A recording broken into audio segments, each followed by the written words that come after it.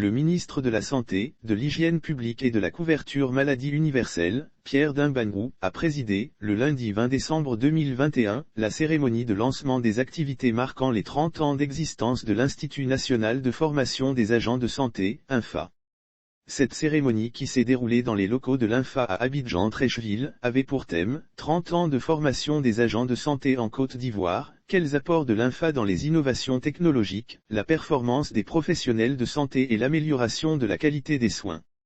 Le ministre en charge de la Santé, Pierre Dimbangu, s'est réjoui du travail abattu par cet institut qui forme des ressources humaines de qualité pour le bonheur des populations. On s'est rendu compte en faisant le bilan des 30 ans, que l'INFA a bâti le socle de la santé dans notre pays et c'est une fierté. Vous devez être des agents de santé attentionnés, humains et prendre votre travail comme un sacerdoce. Je compte sur vous, a exhorté le ministre. Il a par ailleurs rassuré les apprenants que l'amélioration des conditions de travail y compris celles d'apprentissage constitue une préoccupation essentielle pour le gouvernement. Notre ministère et le Premier ministre travaillons pour que la question des bourses qui vous fait subir tant de stress puisse prendre fin, a rassuré Pierre Dimbangu.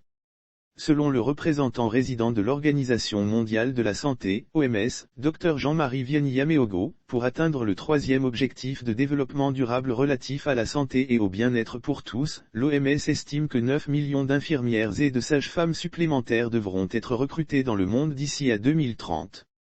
Avant d'annoncer qu'un prix OMS sera désormais accordé chaque année à l'INFA et que ce prix sera destiné aux 50 meilleurs de chaque filière et du personnel enseignant. Pour cette première édition du prix OMS à l'INFA, les 50 lauréats ont reçu chacun un ordinateur portable au titre de l'année 2021. Pour sa part, le professeur Méliane Sebanichier, directrice générale de l'INFA, a plaidé auprès du ministre pour l'amélioration du système de formation de sa structure.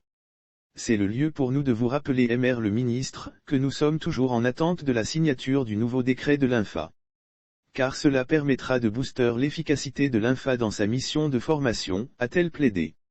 Elle a en outre remercié le ministre de la Santé pour sa vision projet de mettre en place 12 pôles sanitaires en Côte d'Ivoire, une mesure qui permettra d'améliorer le plateau technique pour la formation des étudiants. La ministre-gouverneur du district des Lacs, Raymond Goudou-Kofi, a également pris part à cette cérémonie ainsi que les anciens directeurs de l'établissement depuis sa création. À noter que l'INFA a été créée en octobre 1991.